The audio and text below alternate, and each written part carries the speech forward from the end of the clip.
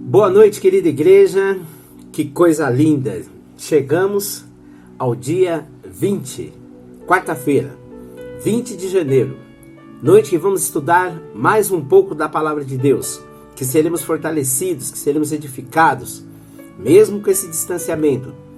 A igreja se reúne, a igreja se encontra, a igreja ela tem esta comunhão maravilhosa. E como sempre, quero deixar sempre uma palavra do Senhor para cada um de vocês nesta abertura. E eu quero te convidar a ler o que diz em Romanos, capítulo 12, versículo 11 e o versículo 12. No zelo não sejais remissos, sede fervorosos de espírito, servindo ao Senhor. E regozijai-vos na esperança. Sedes pacientes na tribulação e na oração. Olha que coisa linda. Sejam perseverantes. Aleluia. Glória a Deus. Como Deus é bom. Usou a vida do apóstolo Paulo. E é isso que o Senhor quer ver em cada um de nós. Esse fervor e não um esfriamento, né? Não uma vida longe daquilo que o Senhor tem para cada um de nós. Não, irmãos. Se regozije. Mantenha essa esperança. E a tribulação, o Senhor está pedindo para a gente ter paciência. Mas na oração, para a gente ser perseverante. Então, estou muito feliz em poder estar com vocês novamente nesta quarta-feira, dia 20, para podermos aprendermos através da palavra de Deus. Que você tenha uma noite abençoada pelo Senhor. Vamos continuar com a nossa programação. Deus abençoe sua vida.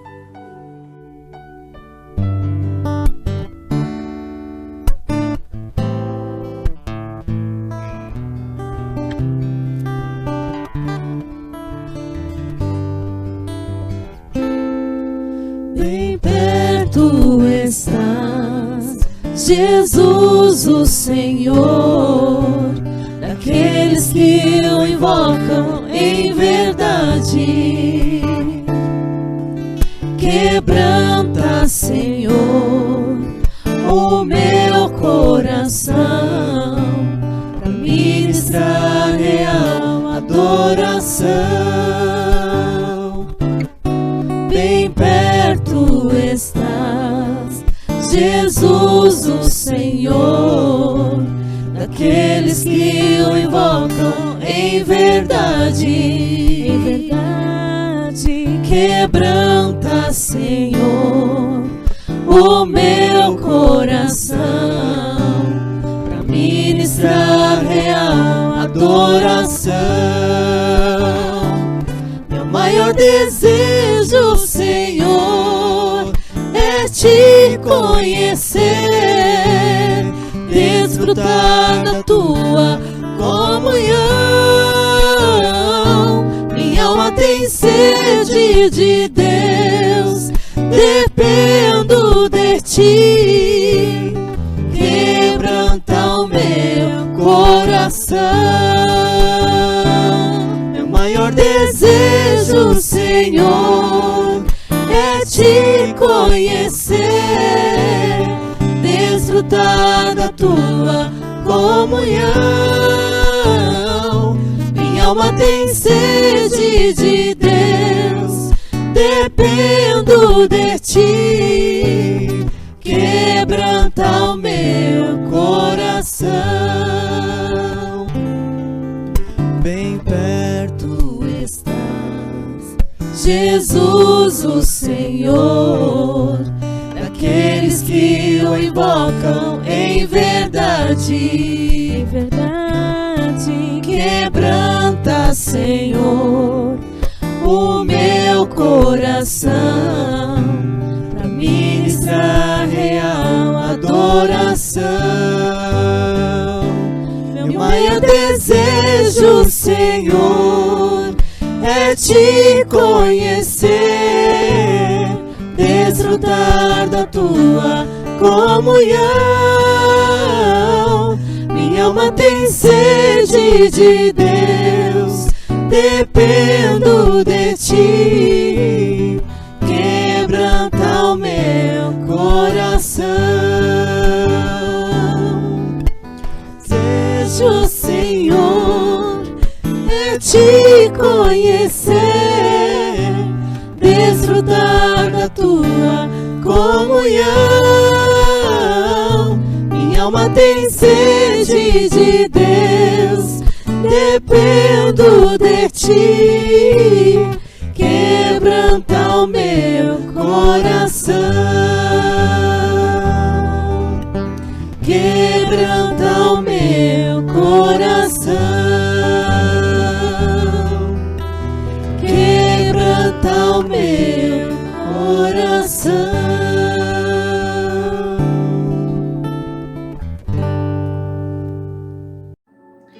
Boa noite, povo de Deus, graça e paz, que todos estejam bem na santa paz do Senhor Jesus Cristo. Agora, neste momento, eu gostaria de fazer esta oração, primeiramente agradecendo a Deus, porque até aqui tem nos sustentado.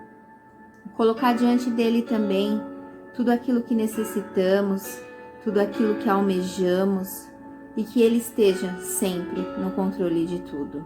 Amém? Senhor meu Deus e amado Pai, Deus glorioso e eterno, em nome de Jesus Cristo, nos encontramos agora neste momento de oração para te agradecer, Senhor, primeiramente, por mais um dia de vida, pelo fôlego de vida, Senhor, porque até aqui o Senhor tem sido conosco e nós cremos que continuará sendo. Pai, colocamos diante de Ti as nossas vidas, Senhor. Tu sabes e sondas e conheces o coração de cada um. Sabe, Senhor Deus Pai, do que nós necessitamos. Sabe o que cada família tem passado, cada vida, Senhor, no seu íntimo tem passado. Então nós te pedimos, Senhor, neste momento, que o Senhor já vá, Senhor Deus Pai, entrando com as suas providências, Senhor, em tudo de necessário na vida de cada um que está nos ouvindo agora, Pai. Senhor, alcança vidas, famílias, Senhor. Dê a cura espiritual, cura emocional, psicológica, a cura, Senhor, da mente, meu Pai. Cura, Senhor Deus Pai, o físico, em nome de Jesus. Pai, em nome de Jesus Cristo, nós te pedimos, Senhor, o socorro do alto céus, porque sabemos que Tu és aquele, Senhor, que pode fazer infinitamente mais do que nós pensamos ou imaginamos, Pai. Por isso nós colocamos, Senhor, tudo diante de Ti, Pai, em nome de Jesus. Em nome de Jesus, Senhor, meu Deus e Pai, alcança aqueles, Senhor, Deus Pai, que estão passando, Senhor, por situações difíceis, desempregados, Senhor, que o Senhor venha abrir portas, meu Pai, onde não há, para que vejam que sejam as Tuas mãos de poder. O Senhor esteja ali, Senhor, indo além da medicina, Senhor Deus Pai, confundindo os médicos para que eles vejam, Senhor, a Tua obra. Pai, nós sabemos, Senhor Deus, que é o Senhor, o dono dos céus e a terra, o Senhor quem nos formaste, nos criaste, Pai amado. Então, Senhor, nós te pedimos, venha, Pai, nos socorrer em meio a tudo que nós precisamos, Senhor Deus Pai, em meio às aflições, Senhor, as angústias, Senhor. Senhor Deus Pai, venha consolar corações, venha, Senhor Deus Pai, em nome de Jesus Cristo, entrar, Senhor Deus Todo-Poderoso, com a sua providência, Senhor Deus, em vida, Senhor, que já não tem mais esperanças. Reaviva, Senhor, o Teu povo a marchar, Senhor, em nome de Jesus. Pai, que em nome de Jesus Cristo, o Senhor venha também, Senhor, dar forças para continuarmos, Senhor, a fazer o Teu querer, Senhor, estar na Tua obra, Senhor Deus Todo-Poderoso, em nome de Jesus. Pai, tira, Senhor Deus Pai, todo desânimo, todo esfriamento, Senhor Deus Pai, da Tua igreja, em nome de Jesus. Continua sendo, Pai, com os nossos pastores, Senhor Deus, em nome de Jesus, capacitando-os, ó Deus, em nome de Jesus. Dê a direção do Espírito Santo de Deus para que eles possam, Senhor Deus, Pai, cuidar do seu rebanho. Ó Pai, em nome de Jesus, desperta, Senhor Deus, Pai, aquele que dorme. Todos que estão afastados, Senhor, todos que estão, Senhor Deus Pai, abatidos, ergue o Teu povo, Senhor, a anunciar do Teu evangelho, Senhor, a levar, Senhor, a salvação, Senhor, e resgatar vidas, levar a libertação, Senhor, através do Espírito Santo de Deus, Pai. Ó Deus amado, Deus soberano, continuamos, Senhor, acreditando que Tu és, Senhor, o Todo-Poderoso, Senhor. Oh, Pai, em nome de Jesus, e por saber que o Senhor pode, Senhor, todas as coisas, entregamos as nossas vidas no Teu altar, meu Pai. E cada pedido mencionado nesta noite, Senhor, em nome de Jesus, porque eu creio que mesmo antes de nós falarmos, Senhor, o Senhor já sabia o que iríamos pedir. Então, que o Senhor esteja, meu Pai, com cada um neste momento, Pai eterno, levando do Teu refrigério, levando do Teu consolo, levando da paz que excede todo entendimento em cada lar.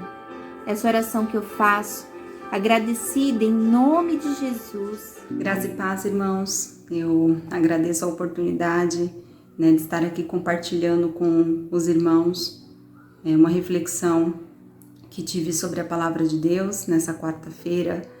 E a reflexão, na verdade, veio por meio da leitura, no nosso grupo da leitura, algumas perguntas que fizemos sobre a história de Caim. Então hoje Deus falou com a gente, falou comigo, e no nome de Jesus vai falar com você com base na história de Caim e Abel, Glória a Deus por essa oportunidade.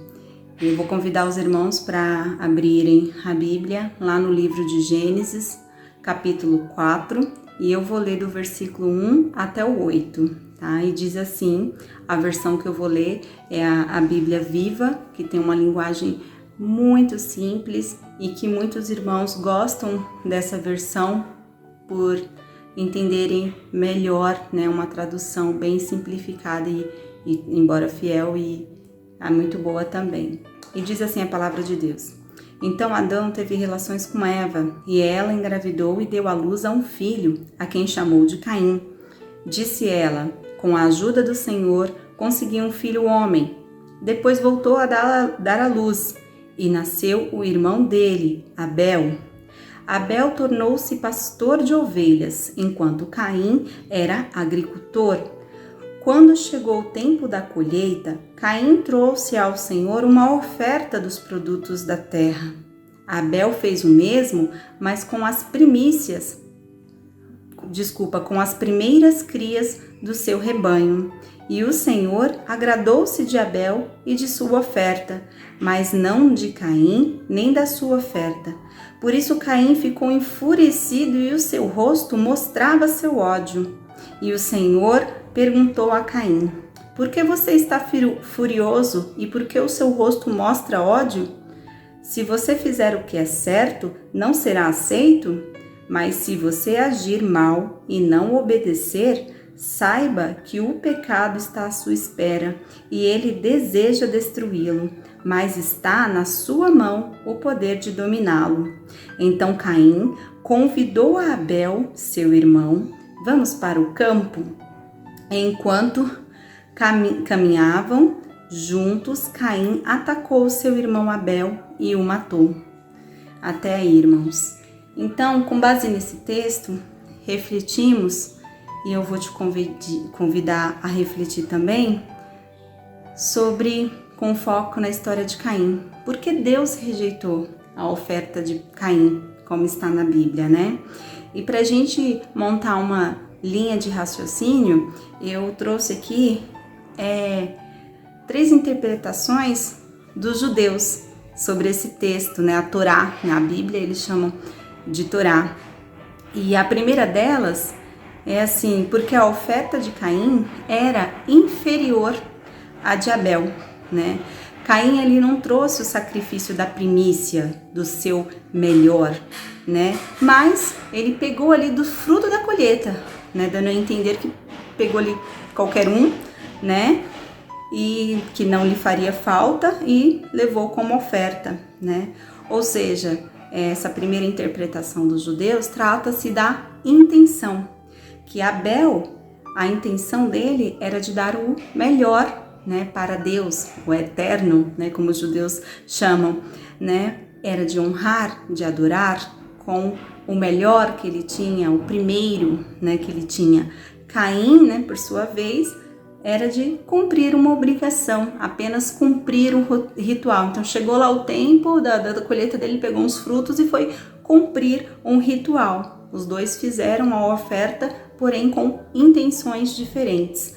A segunda interpretação dos judeus, tentando resumir e simplificar ao máximo para a gente montar nossa linha de raciocínio, não estaria ligado diretamente ao sacrifício, mas à personalidade de de Caim, né? De Caim. Caim se tornou um lavrador, enquanto Abel, né? Ele passou a cuidar de ovelhas, né?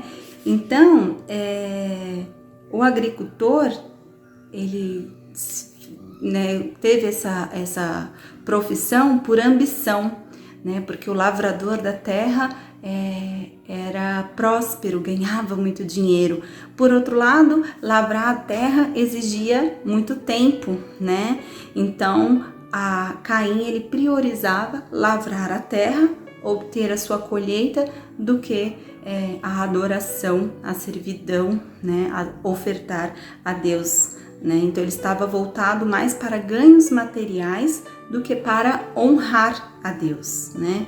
E a terceira interpretação dos judeus é que a Bíblia, Torá, né, como eles chamam, não estaria focada, se atendo necessariamente ali à realidade dos fatos, mas esse texto trata-se da percepção, né, mostra ali a percepção de Caim, né, porque Caim teve aquele sentimento de ódio, né, de rejeição, talvez, segundo os intérpretes lá judeus, de nome pouco complicado, talvez porque naquele ano não tivesse chovido, né? Foi ruim para a lavoura, né? Então, como Deus não aceitou minha oferta e por isso não choveu, foi ruim para a lavoura. Então, assim, é mais por uma interpretação de Caim, uma percepção de Caim, e não Deus necessariamente rejeitando a oferta dele, né? Essas são três interpretações da visão dos judeus. Mas o que eu quero que você reflita hoje, e o nosso foco vai ser analisar o texto à luz do plano de salvação. A Bíblia inteira fala sobre Jesus. A Bíblia inteira é um plano de redenção, é um plano de salvação. E a gente passa a ver isso logo em Gênesis, né? Algumas pessoas que participaram do circuito da Bíblia o ano passado, e inclusive uma irmã que está participando ainda esse ano também, ela falou que depois da leitura um pouco mais minuciosa, o livro de Gênesis se tornou um dos livros preferidos dela. E eu confesso que meu também, porque você vê ali já o plano da salvação, como Deus tem misericórdia e carinho do seu povo. Convido vocês à leitura do livro completo, mas vamos focar aqui. Eu vou tentar resumir ao máximo por conta do tempo, né? A gente está focando aqui em responder a pergunta por que Deus rejeitou a oferta de Caim à luz ali do plano da salvação, ok? Então, primeiro, né, vamos pensar assim, a palavra fala que as suas obras eram más. Se a gente abrir a Bíblia lá no livro de 1 João 13, 12, diz assim, a palavra do Senhor: não devemos ser como Caim, que era do maligno e matou seu irmão. Porque ele o matou? Porque Caim estava praticando o mal e sabia que seu irmão praticava o bem. Essa versão viva, né? Outra versão diz assim, porque as suas obras eram más, né? Então, a atitude de Caim em levar o fruto, aquela oferta vegetal, se a gente estudar um pouco mais a fundo, foi má. A atitude dele foi má. Ela já foi errada. A intenção dele já foi errada, já foi má, né? Caim, ele sabia, assim como Abel, né, a como oferecer o sacrifício ao Senhor, a como levar a oferta ao Senhor, porque Deus nos instruiu a isso, né? Deus nos instruiu como ele queria ser adorado, como ele queria a oferta, o sacrifício para a remissão do pecado. A oferta que Deus pede ao pecador para ele expressar a fé no substituto é sempre uma vítima, né? Um cordeiro, né? Mas Caim, ele não demonstrou com essa atitude fé no plano de Deus, no plano da salvação. Ele levou uma oferta vegetal ali, o fruto da sua colheita, né? E não o cordeiro, né? Como Deus ensinou. E pior, irmãos, Caim, ele quis que Deus aceitasse aquela oferta, né? Aquilo que ele acreditava que era o certo, né? Que estava bom assim. No tempo lá da colheita dele, ele pegou um dos frutos, levou a Deus e como se ele dissesse, aceita assim, que é assim que eu estou trazendo. Eu acho que assim é a forma correta, aceita, né? Então, segundo, vamos continuar raciocinando nesse sentido. Caim, ele quis fazer as coisas, né, a gente percebe aí, do jeito dele. E que isso era o suficiente para cumprir a sua adoração a Deus, né? Só que se a gente for lá na Bíblia de novo, no livro de Judas, capítulo 1, Judas, né? Judas, só tem um capítulo, mas se for lá no livro de Judas e ler o versículo 11, que eu não enxergo, diz assim: ai deles, porque estão seguindo o exemplo de Caim, e como Balaão, eles fazem qualquer coisa na esperança de obter lucro e foram destruídos na rebelião de Coré, né? Tá falando aqui dos falsos profetas, mas seguiram o exemplo de Caim. Em outra versão fala seguiram o caminho de Caim, né? Então não há nos textos bíblicos um elogio à pessoa de Caim, às atitudes de Caim, né? O erro de Caim foi que ele quis ser salvo, ser aceito do jeito dele, do modo dele. Ele queria adorar a Deus do seu jeito e não do jeito de Deus, do jeito que Deus queria, que Deus instituiu. E assim, não dá de forma nenhuma a gente adorar a Deus do nosso jeito, porque Ele instituiu uma maneira que Ele quer ser adorado, né? E Caim não fez dessa forma, sabia como é que era para fazer, mas não fez, né? E nós não podemos, irmãos, e não vamos obter a salvação agindo do nosso jeito, agindo como Caim agiu, fazendo das nossas maneiras, né? E por quê?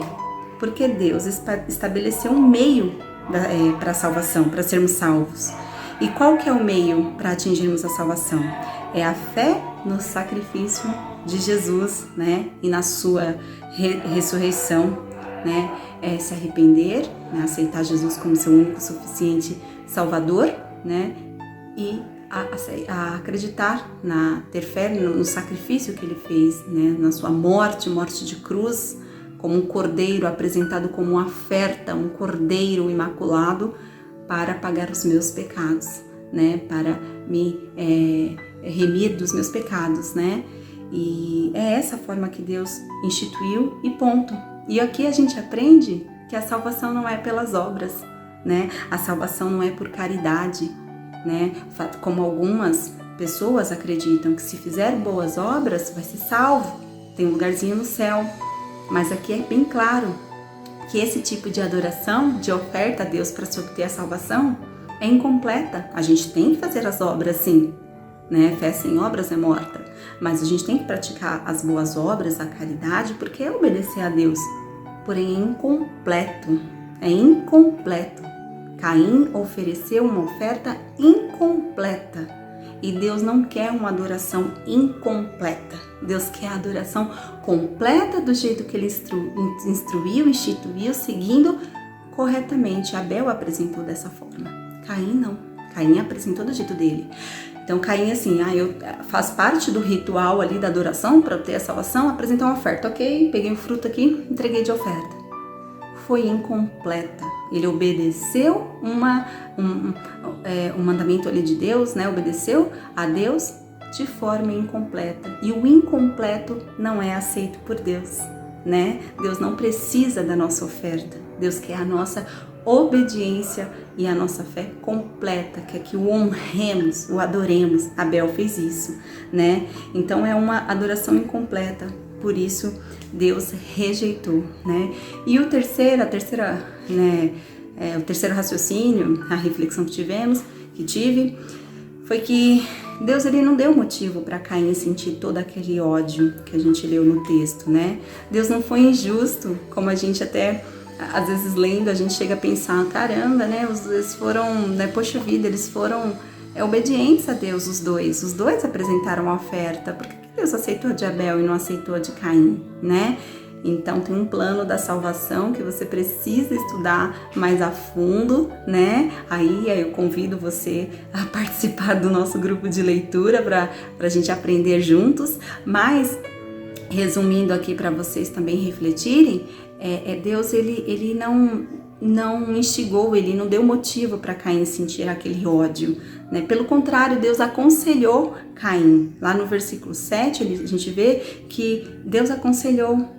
E é engraçado, irmãos, que quando você começa a ler a Bíblia, já em Gênesis, já nos primeiros capítulos, aqui a gente está no capítulo 4, mas a gente percebe que Deus ele convida a gente à reflexão. Ele convidou a Eva e Adão à reflexão. Quando Eva pecou, né, desobedeceu, ele já sabia o que eles tinham feito, mas ele começa a fazer perguntas. Para quê? Para ter respostas? Não, para que você reflita. Então Deus te convida à reflexão, a um exame das coisas que você está fazendo, para que haja uma mudança de direção, se a sua direção está errada, para que haja um arrependimento, se você nesse exame, nessa reflexão, você viu que você está errando com Deus, está pecando, para que você se arrependa e faça da forma correta. Né? Pare de errar, pare de pecar. Deus deu esse conselho, né? Como a gente vê lá em Gênesis 3, do 9 ao 13, Deus convidando Adão e Eva também para refletir. Só que Caim, ele não aceitou esse conselho de Deus, né? No versículo 7, fala isso, que Deus faz perguntas a Caim. Fechei minha Bíblia aqui, mas se você ler o versículo 7, Deus faz perguntas a Caim e fala assim: se você fizer o que é certo, não será aceito?